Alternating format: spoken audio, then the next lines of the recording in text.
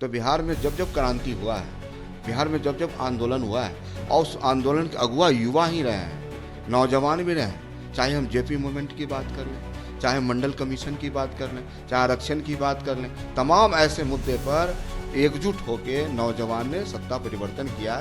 तो बिहार में नौजवान तेजस्वी प्रसाद यादव के साथ, किसान तेजस्वी प्रसाद यादव के साथ, हम नौकरी मैन ऑफ इंडिया अगर किसी को कहा जाता है तो वह है तेजस्वी प्रसाद यादव। बिहार नहीं, देश ने, दुनिया में उन्होंने स्थापित कर दिया। जो गांधी मैदान जहां रैलियों के लिए जाना जाता था, वो गांधी मैदान आज नौकरियों के लिए जाना जा रहा है, नियुक्तियों के लिए जाना जा रहा है। ये परिवर्तन किया तेजस्वी प्रसाद यादव। तेजस्वी प्रसाद यादव तूफान है, कोई रोक नहीं सकता। क्या हो, ये 4 लाख रुपया दे के इनके मौत का कीमत लगाना चाहते हैं। सरकार जिम्मेदार है, राज्य सरकार जिम्मेदार है कि आखिर पलायन हो क्यों रहा है। आखिर मुख्यमंत्री जी 17 वर्षों से, पिछले बार 11 साल से प्रधानमंत्री जी हैं, डबल इंजन की सरकार, आखिर रोक कौन रहा है।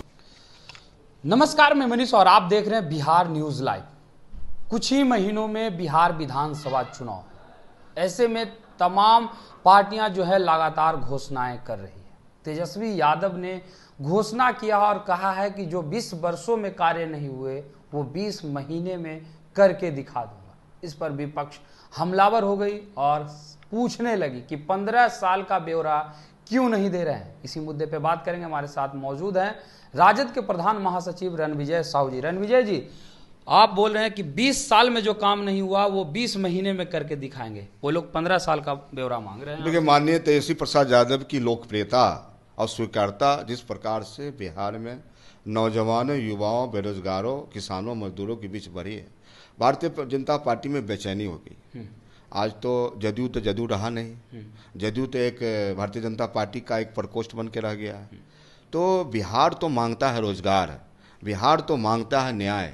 और जिस प्रकार से तेजस्वी प्रसाद यादव ने 17 महीने में बिहार की जनता, बिहार की आवाम जो एक काम करके झलक दिखाया, तो बिहार के नौजवान प्रभावित हैं और रुझान है बिहार का। और जब इतिहास भी आप जब देखेंगे, पुरानी इतिहास, तो बिहार में जब जब क्रांति हुआ है, बिहार में जब जब आंदोलन हुआ है, और उस आंदोलन के अगुआ युवा ही रहे हैं, नौजवान भी रहे हैं। चाहे हम जेपी मूवमेंट की बात कर लें, चाहे मंडल कमीशन की बात कर लें, चाहे आरक्षण की बात कर लें, तमाम ऐसे मुद्दे पर एकजुट होकर नौजवान ने सत्ता परिवर्तन किया है। तो बिहार में नौजवान तेजस्वी प्रसाद यादव के साथ है, किसान तेजस्वी प्रसाद यादव के साथ है, मजदूर किसान तेजस्वी प्रसाद यादव के साथ है। और जो तेजस्वी प्रसाद यादव मुद्दे की बात कर रहे हैं, रोजगार की बात कर रहे हैं, पलायन रोकने की बात कर रहे हैं, इन तमाम मुद्दा जो देश भर में पलायन करके हमारे मजदूर भाई रहते हैं, किसान भाई रहते हैं, वह तेजस्वी प्रसाद यादव को बिहार का भविष्य मानते हैं। संतोष सिंह जो श्रम संसाधन मंत्री हैं बिहार के, उन्होंने यहाँ तक कह दिया कि ये 17 महीने का गाल बजाते हैं। पहले इनसे पूछिए, ऐसे ही लोग इन्हें अनपढ़ नहीं कहता, 9वीं फेल नहीं कहता, क्योंकि मंत्री परिषद का जो अध्यक्ष होता है मुख्यमंत्री होते हैं। मुख्यमंत्री के आदेश के बिना किसी मंत्री का ताकत नहीं है कि कुछ कर सके। तो ये 17 महीने में ये कैसे कर दिया? सिर्फ गाल बजा रहे हैं, लोगों को बेवकूफ बना रहे हैं, और यही वजह से लोग कहता है इनको नौवीं। देखिए, बिहार की जनता जानती है ना, आखिर 17 वर्षों में 17 व्यक्ति की नियुक्ति इस सरकार ने क्यों की।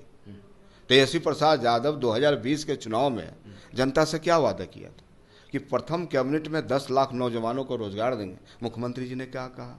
पैसा कहाँ से लाएगा? अपने बाप घर से लाएगा। तो ये बिहार की आवाम जानती। कोई मंत्री जी के कहने से बिहार के लोग सर्टिफिकेट देने वाले नहीं है। बिहार की जनता जानती है कि तेजस्वी प्रसाद यादव नौकरी मैन ऑफ इंडिया अगर किसी को कहा जाता है तो वह है तेजस्वी प्रसाद यादव।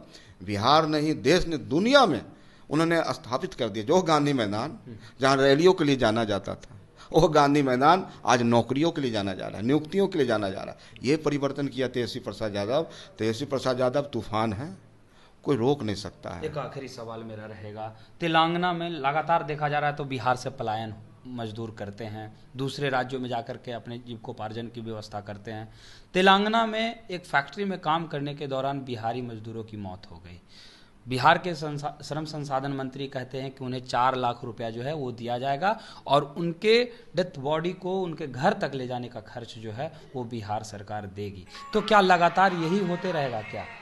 अब देखिए, किसी मौत का मुआवजा लगा देना, उन परिवार जो वंचित परिवार है, दलित हो, महादलित हो, कमज़ोर परिवार के लोग पलायन करके बाहर काम करते हैं, अगर उनके बच्चे का क्या होगा, उनके परिवार का क्या होगा?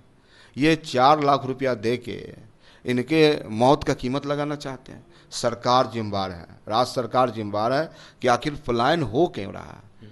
आखिर मुख्यमंत्री जी 17 वर्षों से, पिछले बार 11 साल से प्रधानमंत्री जी हैं, डबल इंजन की सरकार, आखिर रोक कौन रहा है? बिहार की डेवलपमेंट के लिए, बिहार में कल कारखाने के लिए, बिहार में रोजगार स्थापित करने के लिए इन्हें कोई रोक नहीं रहा है। बिहार में लॉ एंड ऑर्डर खराब है, सरेआम लोग मारे जा रहे हैं, कोई सुरक्षित नहीं है, व्यवसायी लगातार लूटे जा रहे हैं, उनकी हत्या हो रही है। तो आखिर मुख्यमंत्री कस्टोडियन इस राज्य के, उनकी नैतिक जवाबदेही बनती है, अपनी जवाबदेही से पीछे नहीं हट सकते हैं। तो आज बिहार से जो पलायन करके लोग हैं, ये सारे लोग, जनता बोलती नहीं है साहब, जनता लोकतंत्र में फैसला लेती है और जनता ने फैसला ले लिया है, अब की बार तेजस्वी सरकार। तो ये थे हमारे साथ राजद के प्रधान महासचिव सह मोरवा विधायक रणविजय साहू, जिनसे आपने तमाम बातें सुनी। इनका सीधे तौर पे कहना है कि जनता ने फैसला कर लिया है और इस बार तेजस्वी सरकार बनना जो है तय है, क्योंकि लगातार जिस प्रकार से मुद्दों की बात तेजस्वी यादव कर रहे हैं ये लोग देख रहे हैं। जिस प्रकार से 17 महीनों में इन्होंने नौकरियां दी है वो जग जाहिर है। फिलहाल इस खबर में इतना ही, धन्यवाद।